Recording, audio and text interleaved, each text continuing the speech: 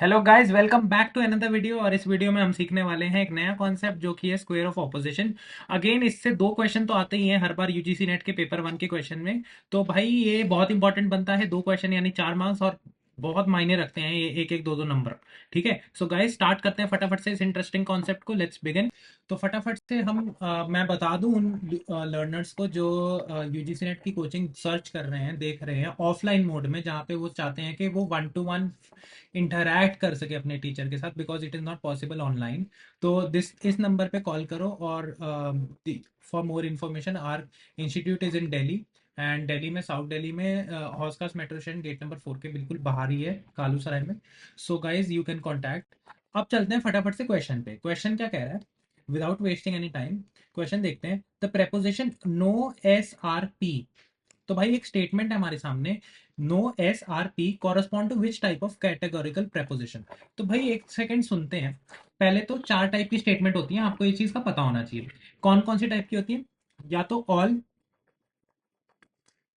या तो नो, या सम, या सम नॉट।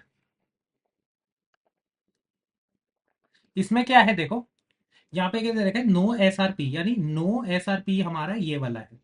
ऑल एसआरपी होता तो ये वाली स्टेटमेंट होती, सम एसआरपी होता तो ये वाली होती, सम एसआर नॉट पी वाली होती तो ये वाली होती। अब देखो इसको ना ऐसे रिप्रेजेंट करते हैं। तो एरिस्टोटल जी ने हमें बताया था कि एक कॉन्सेप्ट उन्होंने मॉडल तैयार किया था, जिसमें उन्होंने ऑल वाली स्टेटमेंट को ए से रिप्रेजेंट किया था, ए। नो वाली स्टेटमेंट को रिप्रेजेंट किया था ई से, फिर बना देता हूं मैं ए ई। और यहाँ पे सम वाली को आई से किया था, और सम नॉट वाली को ओ से, ए ई आई ओ।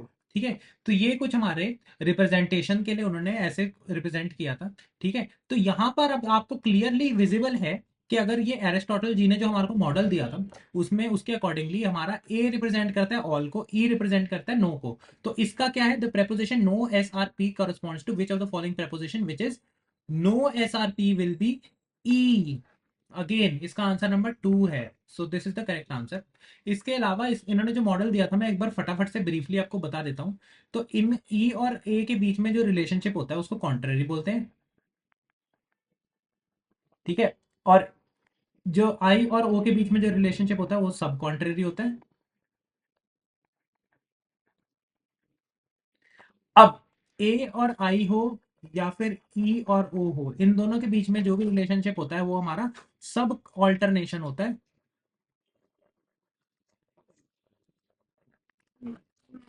और लास्ट वाला ए और ओ के बीच का, या फिर ई और आई के बीच का, ए और ई के बीच का जो रिलेशनशिप हो गया, वो हो गया हमारा कौन सा, कॉन्ट्राडिक्टरी।